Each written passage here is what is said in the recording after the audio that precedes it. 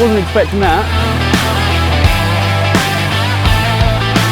Look at that! Yeah. And there's been some action.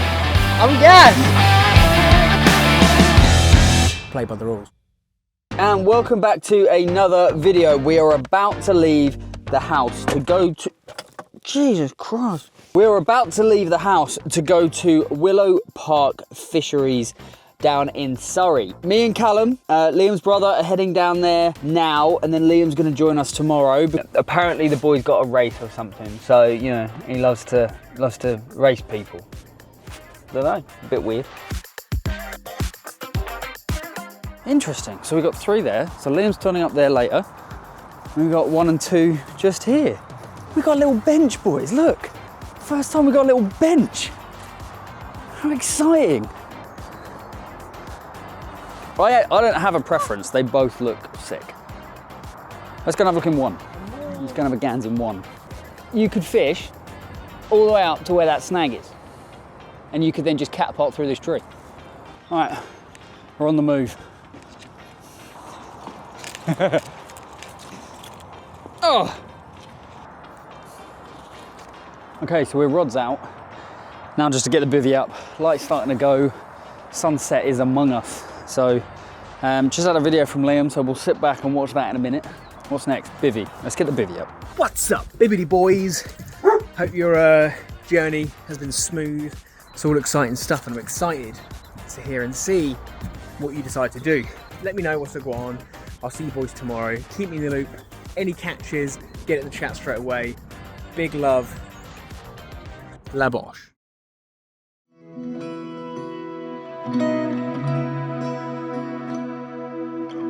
No action in the night. I had a few little kind of, you know, beeps here and there, but that was about it really. So gotta reel the rods in, get them redone, get them put back out again, and then yeah, have some breakfast to get myself sorted.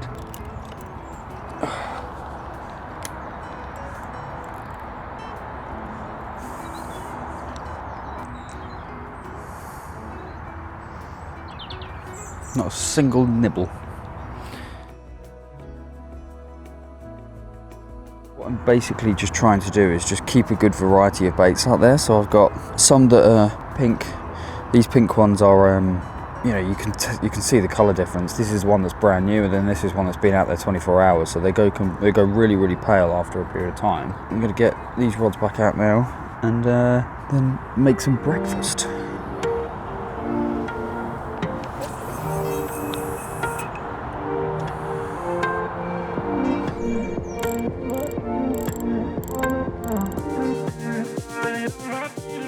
So as I said yesterday, Liam is coming down today. He's on a run this morning. It's not just a run, it's a race he's doing. So yeah, he will be down later this afternoon, and he's doing a 24 with us until tomorrow. So yeah, best of luck, Liam. I hope you win. Yeah, think of me and Callum at the end with our fishing rods in hand, standing like this. Just ready and waiting for you to come fishing. That'll keep you motivated. So yeah, unfortunately we can't be there to support you because we've chosen to go fishing instead. This is for you. Best of luck. Shout out to the boys at the bankside. I'm on the way. Got the run done, completed. So that's checked. There's been some exciting stuff going on at the bankside, so I'm super excited to get over and see what's been going on. Boys, hold fire. I'm on the way.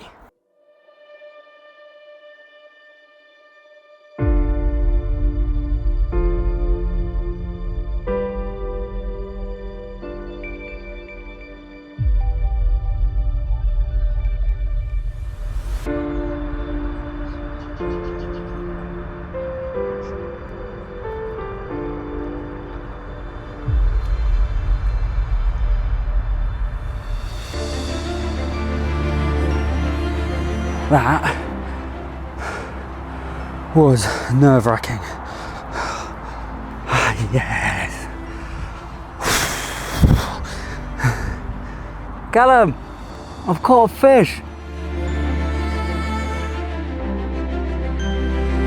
I reckon. Ah! He's bigger than I thought he was.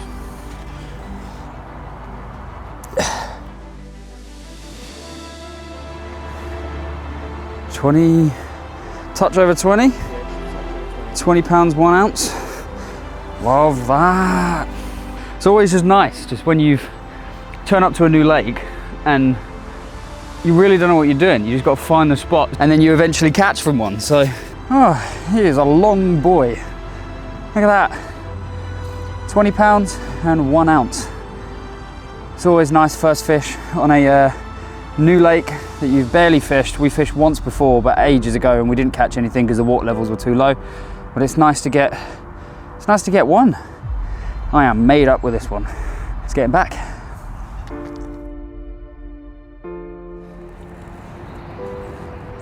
Oh no, mate. Off he goes.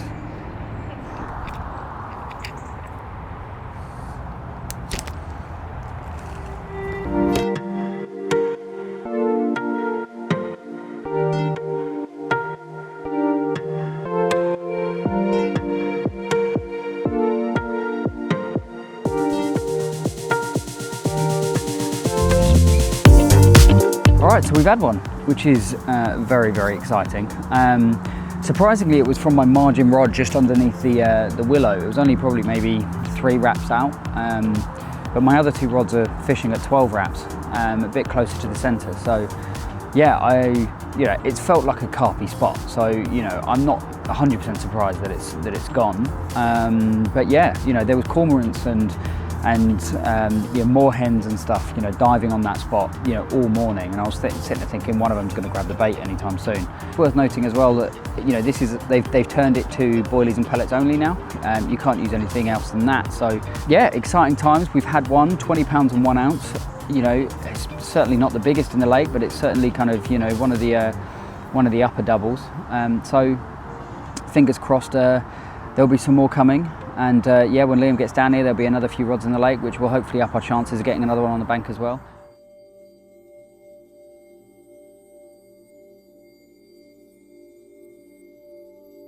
Okay, so I'm going to stop doing the thing because Liam had a go at me the last time, so I stopped doing that on the last session. He's now got in my head. So instead of doing that, I'm just going to point out to the lake and show you where I am. So I've got one left-hand rod over there by the willow, and that is only about 3 rod lengths out.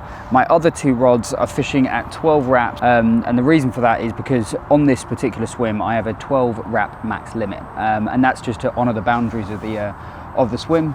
I'm not putting loads of bait in either, and that's because I can just see around the lake that all of the other fishermen are putting so much bait in. So I just thought, you know what, I'm into a fish.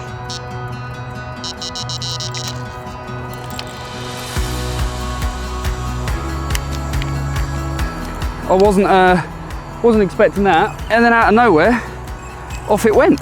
Oh, well, this is exciting. Oh God. Don't really want him going over to the left too much, because then he's going to think about crossing my lines.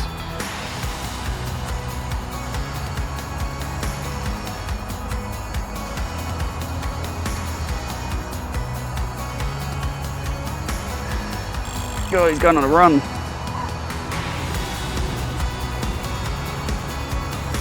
Come on, get in that net. Get in that net. Bosh. Yes. Jigs. Yeah, that was a fun little adventure. Well, testament to not putting too much bait out. That was just a single hook bait. I readied it this morning. I just figured, you know what? I'm not going to put any bait in. I'm just going to chuck a single out this morning. Get that done, and yeah, here we are.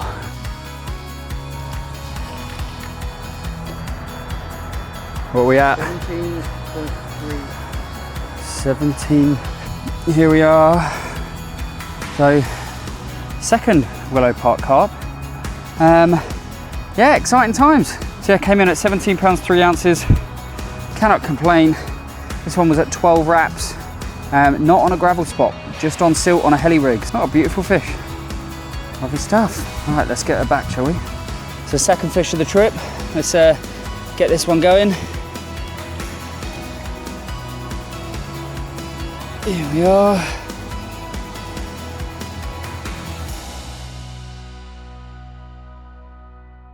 Jesus. Christ. Come on, group hug. Everyone in together. Look at this. Look at that! Jeez. Yeah. And there's been some action.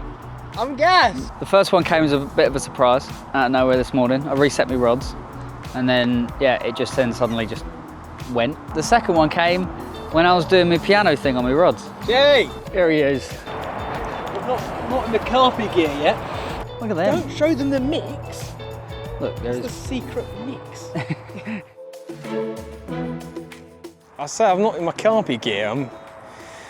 I need to do a little change, don't I? So there's nothing going on in the way of features at the minute. It is basically, all we've got to work with is gravel spots. So the purpose of putting spoms out is to try and create a bit of a feature. So I'm going 4 on each rod, not crazy amounts, and we'll top it up if they start to go on either spot. Just because there is a relatively high amount of fish in here, I think they're probably likely to move around in shoals, especially this time of year. It's getting a bit colder now. Wait.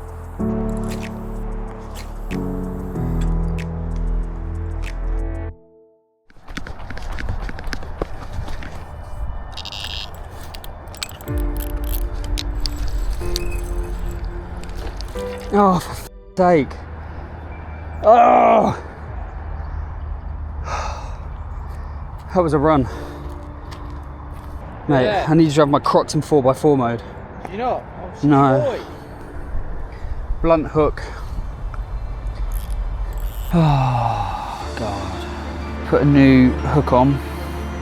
Losing a fish has got to be the worst feeling ever. Trying to get a hook bead on when you got the shakes, bad idea, especially with a Kamakura hook.